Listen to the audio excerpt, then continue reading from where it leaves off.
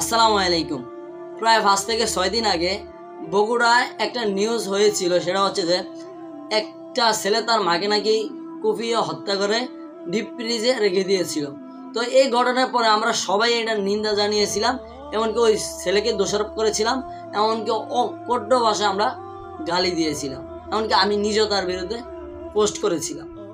কিন্তু ঘটনা হচ্ছে যে প্রায় 3 দিন পর এই ঘটনার আরেকটা নতুন তথ্য আসলো, যে ছেলে তার মাকে হত্যা করেনি, হত্যা করেছিলেন ওই ঘরের ভাড়াটিয়ারা।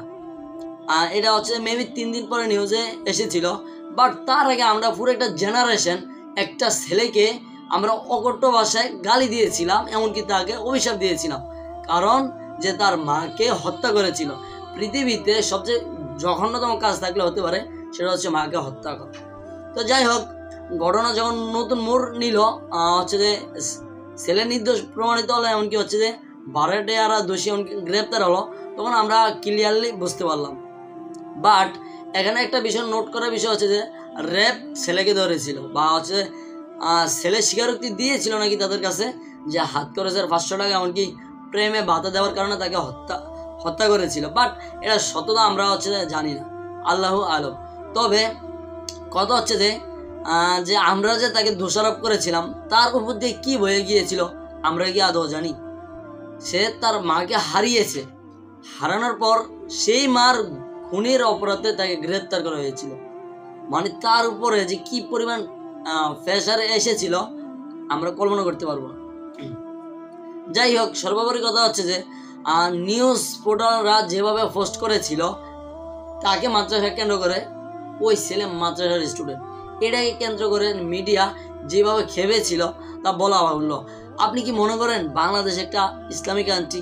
আমি তো মনে করি না। কিছুদিন আগে আমার ফ্রেন্ড লিস্টের একটা ফ্রেন্ড ফেসবুকে পোস্ট করেছিল যে আজকে আমি চাকরি করতে পারি নাই, চাকরি টিকাতে পারি নাই শুধু দাড়ি রাখার জন্য।